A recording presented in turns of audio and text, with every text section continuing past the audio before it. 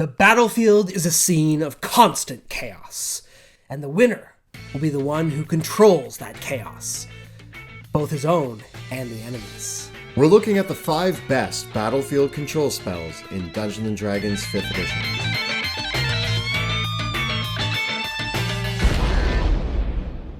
Welcome, my name is Monty Martin. And I'm Kelly McLaughlin. And we are the Dungeon Dudes. And today we're taking a look at the 5 best battlefield control spells in Dungeons & Dragons 5th edition. These are my favorite kind of spells, because a single one of them might be all you need to carry the day in battle. Now, as a spellcaster, you're going to have a wide array of spells to choose from, but with only a few spell slots, and possibly only a few spells known, you want to make sure to pick the right ones.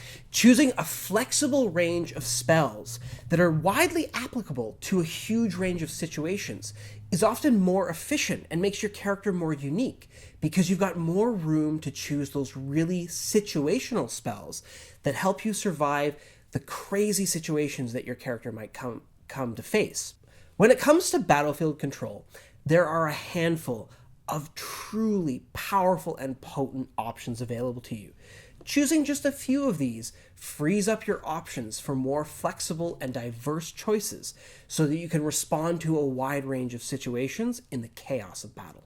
So, first things first, what is battlefield control? Well, for the most part, battlefield control is really about dictating where, when, and how the terms of engagement are met in the middle of a combat encounter. When you and your allies take tactical advantage of the battlefield, the battle is much more easily won. Battlefield control spells are ones that hamper your enemy. They might block off areas of the battlefield, prevent enemies from effectively attacking, or maybe even prevent them from taking any action at all. Battlefield control spells promote effective teamwork. Once you have the upper hand in battle, it's time to take out your enemies one by one. Many battlefield control spells also require careful use of positioning and a good understanding of target priority. This is why using them very effectively in that theoretically potent way requires having a good conversation with your allies so that you can figure out the best opportunity to deploy them. Once you've secured a tactical advantage with battlefield control spells, it's often just a matter of mopping up whatever's left. And that way the rogue, the fighter, or the ranger can leverage their great damage-dealing capabilities without fear of reprisal. And to help out that cleric or paladin in your party, sometimes battlefield control can be more effective than healing. Damage that never happened in the first place doesn't need to be healed up, and thus doesn't take out any of your cleric or paladin's valuable healing resources. So with battlefield control being one of the most important aspects of any combat encounter, we're going to take a look at our 5 top choices for battlefield control spells. It's really important to narrow down a few top choices, because one of the things that virtually all of the best battlefield control spells have in common is that almost all of them require concentration. This means that only one of them can be in effect at any one time per spellcaster. So it's very difficult to combine several of them together. If you can, because you've got more than one spellcaster, you can get some really amazing results. So for our list, we've restricted ourselves to spells of 5th level and lower, and we've chosen one from each levels 1 through 5. The reason for this is that the very high-level battlefield control spells can only really be deployed once per adventuring day because of the very limited nature of the high-level spell slots. We really wanted to focus in on those lower-level options that are available earlier in your adventuring career and that you can use across multiple combat encounters. So, let's get rolling. The first spell we're going to be looking at today is Tasha's Hideous Laughter.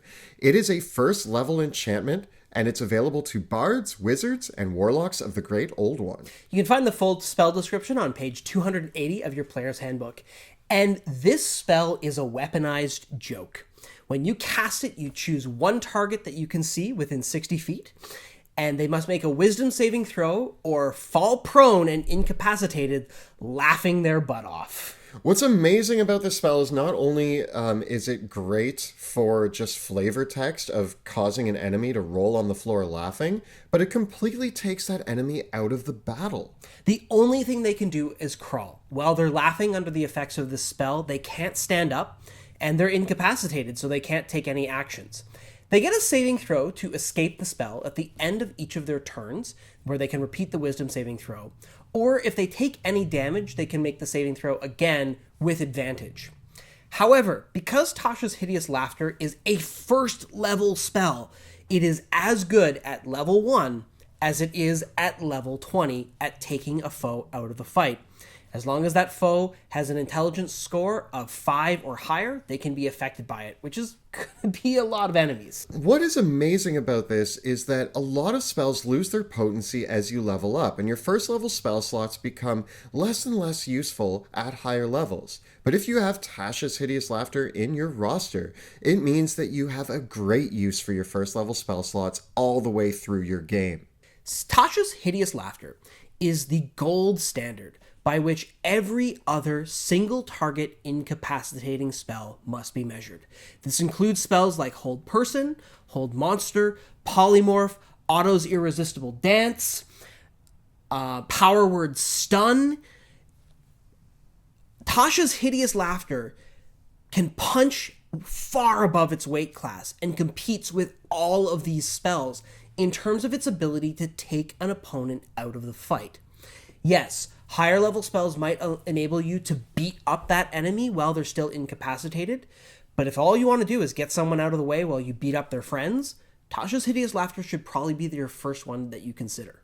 Keep in mind that the spell does require concentration, and if you're going for a stealthy approach, it's maybe not the best option because having your enemy rolling on the floor laughing is going to alert everybody else to that shenanigans.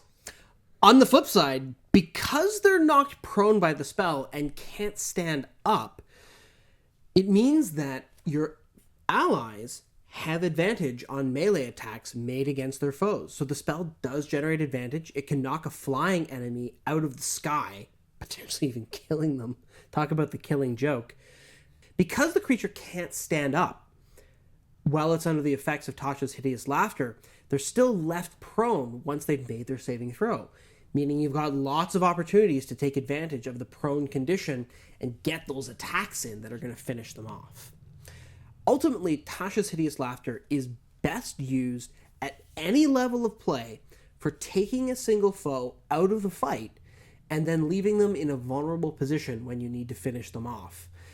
If they're still laughing their butt off after all their allies have been dealt with, you can capture them, you can finish them off. Anything you need to do, you've won the day. The second spell that we are looking at today is Web, which is a second level conjuration available to sorcerers, wizards, and Underdark land druids. When you cast Web, you conjure a thick mass of sticky spider-like webs that fill a 20-foot radius cube within the range of the spell. They need something to be anchored onto, otherwise they collapse, but the whole area is difficult terrain for the duration of the spell and is a lightly obscured area. Creatures that start their turn in the area of the web must make a dexterity saving throw or are restrained. And restrained means that they will make their attacks with disadvantage and that their speed is reduced to 0, and any attacks against them have advantage. So this is a very potent way to take out a small group of enemies from the battlefield and make it a lot easier to attack them and kill them. An enemy that relies entirely on melee attacks to deal damage or threaten your party will be entirely neutered by this spell. But even a foe that relies on ranged attacks or has effective ranged attacks is going to be at a disadvantage when attacking with them. So it's a worthwhile spell to use in either case. It just has its best effect against melee-oriented enemies. In order to escape the web, an enemy must use an action on its turn to make a strength check. Note that this is not a strength save, which means that they will not benefit from any proficiency bonuses or anything else affecting their strength save bonus. This is pretty important because many strong creatures, such as ogres and dragons, although they are mighty, their strength modifiers are often only +4, +5, or +6. It's really not until you get into really large creatures like giants that the strength modifiers get really impressive. This means that against a wizard with a spell saving throw DC of 14 or 15, which is pretty low to average for low-level characters, that ogre only has a 50-50 shot of breaking out of the webs, and they've consumed their action to do so. Once they're out, they still have to trudge through the difficult ground that the web has created, and they've used their action for the turn, meaning they've been effectively taken out for at least one turn. Afterwards, you'll be able to use other abilities like the shove attack, or Thunderwave spells, or forceful Eldritch Blasts, or all the ways that you can knock creatures around to throw them back into the area of webs. And regardless, they'll have to contend with that area of difficult ground for the rest of the battle. If you're looking for a nice tactic to end that battle, and you have a few wounded enemies stuck in those webs, keep in mind that those webs are flammable, which can be a lot of fun to set them ablaze and watch all of those enemies cook. We're always looking for good ways to start a fire on the battlefield, and web is some excellent kindling for that reason.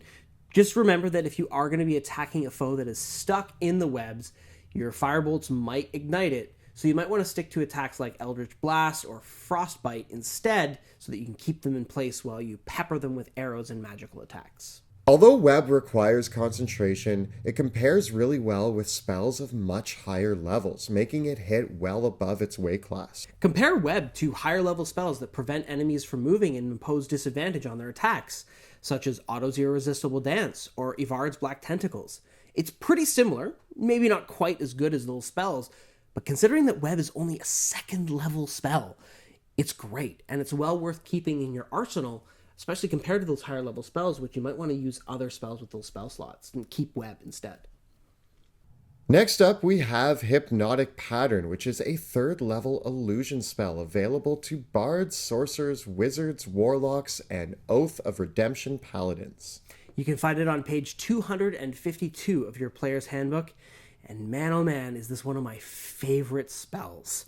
I know that you talk about this spell a lot, with it being a battle-ending spell and one of your all-time favorites. Why is that? When you cast Hypnotic Pattern, it affects creatures within a 30-foot cube who can see the pattern that it creates for just a moment. They have to make a wisdom saving throw, and those that fail are incapacitated, and their speed is reduced to 0 for the duration of the spell.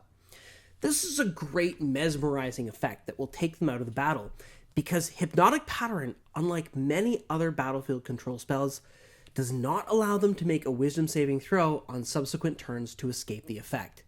They are sitting there drooling for the duration of the spell. The only way they can escape the effect is if they take damage or another creature uses their action to shake them out of the stupor. This means that with good teamwork and coordination, Hypnotic Pattern will render a group of enemies completely ineffective for the duration of the battle. The tactics here are easy as long as everybody in your party understands them. If you hit a group of characters with Hypnotic Pattern, whatever enemies succeed on their saving throw or are not hit by it should be the priority targets. Otherwise, they're going to spend their actions waking up their allies. But even if they do, that's still their entire action, giving you a lot of opportunities to take them out.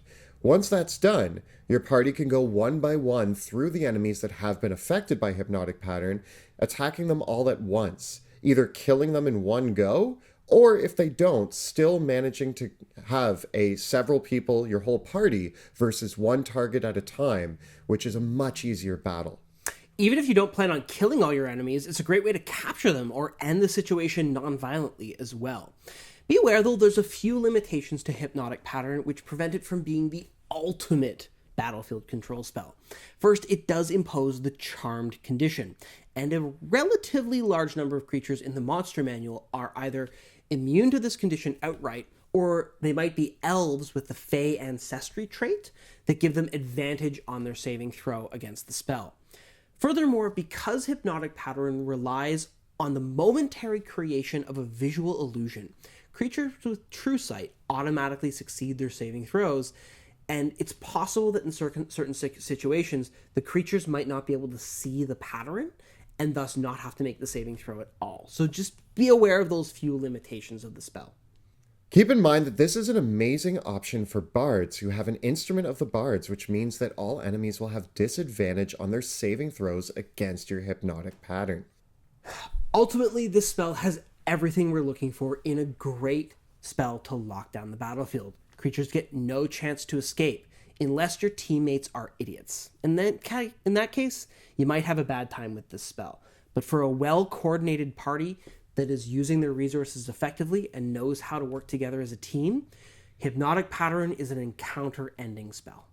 The next spell we're going to look at is Banishment, which is a 4th level abjuration spell available for sorcerers, wizards, warlocks, paladins, and clerics. You can find Banishment on page 217 of your player's handbook. And when you cast the spell, you nominate one creature and you send it away to another plane of existence. It has to make a charisma saving throw to resist the effect, which is a very, very powerful type of saving throw to target, not the least of which because many monsters have horrible charisma scores. If it's native to the plane of existence that you're currently on, it's banished to a harmless demiplane where it is incapacitated. It returns at the end of the duration of the spell, but like Hypnotic Pattern, it gets no subsequent saving throw to try to return to your plane of existence. However, the spell gets a really unique effect when it's used against a fiend, an elemental, a fey creature, or a celestial. Such creatures, instead of being sent to a harmless demiplane, are returned to their plane of origin. And if they are sent there for the full duration of the spell, they stay there and they don't come back.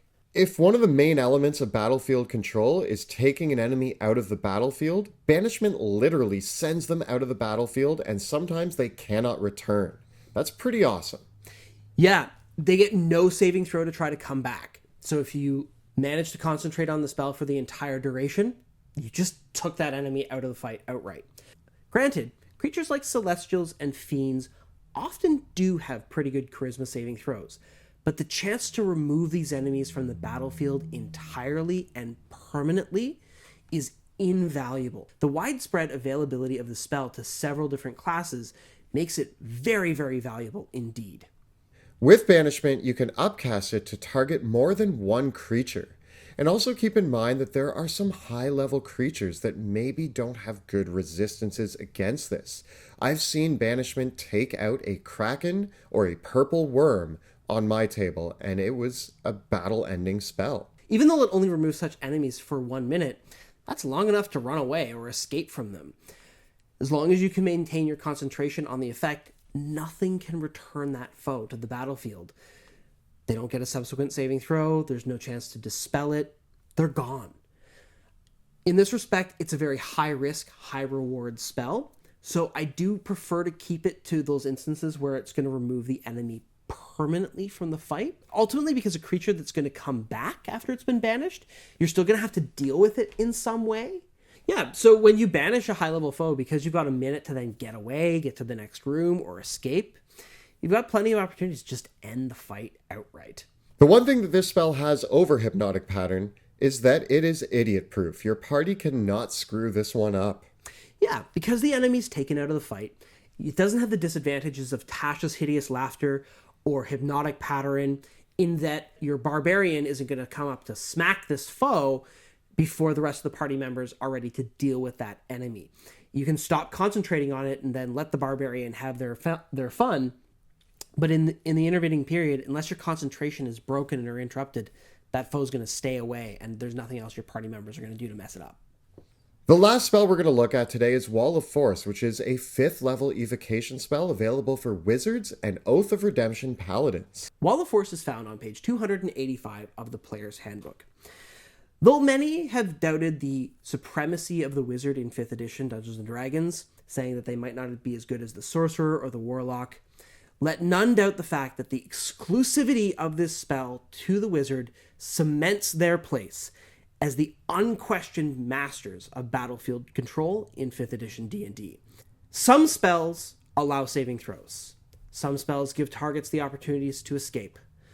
Wall of Force doesn't care. When you cast this spell, an invisible wall of force springs into existence at up to 120 feet away from you. Nothing can pass through the wall, it's immune to all damage, and it can't be dispelled. The wall can appear in any orientation you choose. It can float in space. It consists by up to 10 continuous 10-foot by 10-foot panels, which you can shape in any way, or you can form it into a 10-foot radius sphere or hemisphere. This is the coolest use of this spell, because trapping people in an invisible force bubble is probably the most devastating thing you can possibly do to them, because they have no way of getting out save of teleportation. It's also big enough that it can capture a large or huge creature in its area. The Wall of Force blocks ethereal travel, meaning that the only way to escape from it is through teleportation or hitting it with a disintegration spell. Which is absolutely bonkers. One of my favorite strategies is to team up with another spellcaster who can create a damaging area of effect, such as Wall of Fire or Cloud Kill, and then trap the enemies in the Wall of Force with the damaging effect, slowly choking them to death. Or, if you don't have another spellcaster, just trap them in there with the Barbarian. We call it the Playpen. The Barbarian's not trapped in there with them, they're trapped in there with the Barbarian. Now, of course, Wall of Force has a few other creative applications. You can use it to create a bridge, but it's also literally a force field. If you're being attacked from above by several aerial enemies, protect your whole party within the Wall of Force and use that time to formulate a viable counter strategy.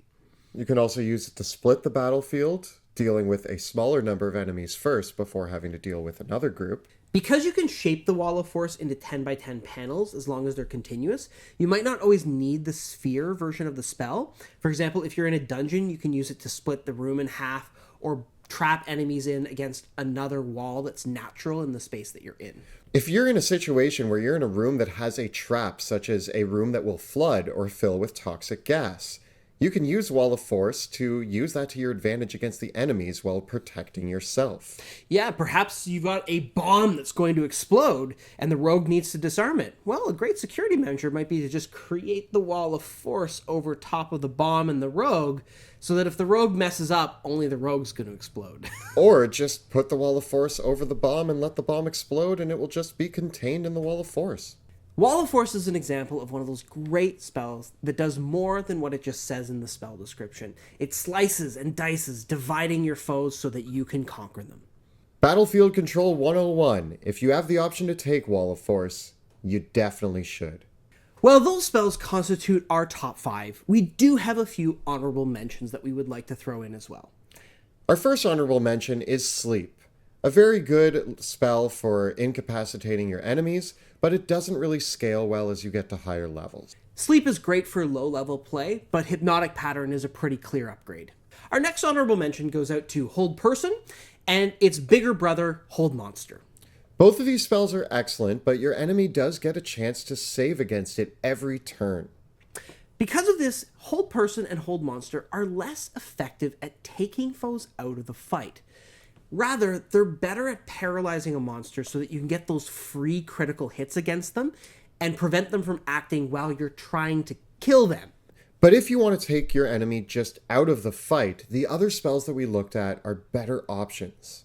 This brings us to the next spell that we want to give an honorable mention to, and that's Polymorph. Polymorph is one of the best spells in the game. If you can take it, you absolutely should. And in a pinch, Polymorph can be used as battlefield control. However, that's not the best use of your spell slot for the 4th level spell, and not the best use of Polymorph. If you don't have access to one of the other options we discussed in this video, Polymorph is a great substitute for something like Banishment or Tasha's Hideous Laughter. But if you can banish or use Tasha's against that target, those are better spells to use compared to Polymorph. Our last honorable mention is Force Cage. It's everything you like about Wall of Force and more, but it is a 7th level spell. In exchange for your 7th level spell slot, you gain a concentration-free version of Wall of Force that lasts for 1 hour and imposes additional restrictions on foes that try to teleport out of it. It is a truly amazing spell, but there's many circumstances where Wall of Force would do just as good a job with only a 5th level spell slot. While I love Force Cage, and I always take it, the question of, do I need to cast Force Cage in this situation, or will Wall of Force do the job, is always one that's on my mind whenever I have the spell. In conclusion, you may notice that all of these spells are on the Wizard's spell list, making the Wizard the best battlefield controller out there, bar none. If you're interested in this style of play, you really need look no further than the Wizard.